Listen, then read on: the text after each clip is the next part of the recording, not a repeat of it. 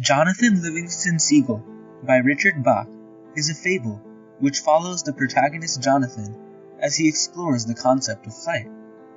He wishes to be able to soar through the air and to unlock the secret of flying, and not just any type of flying, but flying fast.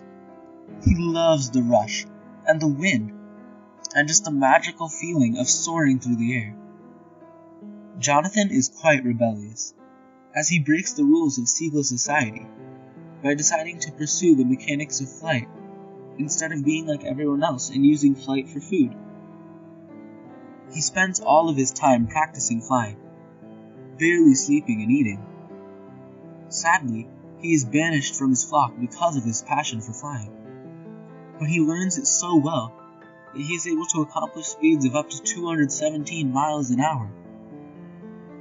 To put this into perspective, the current highest real recorded speed of a seagull's flight is 125 miles per hour.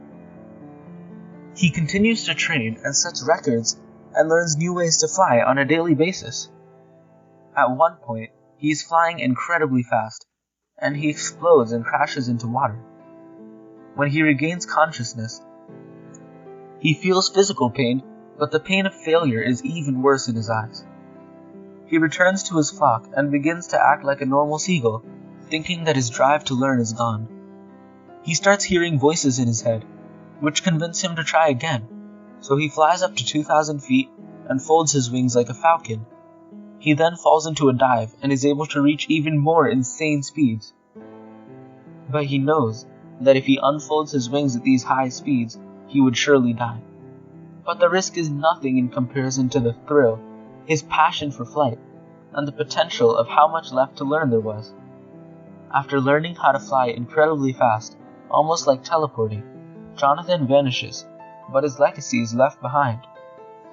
How much farther will Jonathan be able to take flying for seagulls? Is Jonathan alive? Will seagulls try to learn flying? What happened to Jonathan? Why did he disappear? Read to find out, and immerse yourself into a book full of imagination and creativity and soaring to reach new heights. For me, this book was a really nice read because I liked how Jonathan followed his passion, even though everyone else said it was wrong. I liked how he made his own path and followed his dreams, whatever the cost. Speed and flight have always been concepts that have appealed to me, so I could understand what Jonathan must have been talking about with the rush and the thrill. When asked for what superpower I would have, I would most often answer being able to fly. This book is a page-turner and a must-read, and is probably one of the most inspiring books I have read in a long time. This book is full of suspense, passion, love, friendship, inspiration, creativity, imagination, perseverance, and is truly a book that I would recommend. Thanks for listening. Remember to leave a rating and review, or maybe even like and subscribe. See you next time. I implore you to soar.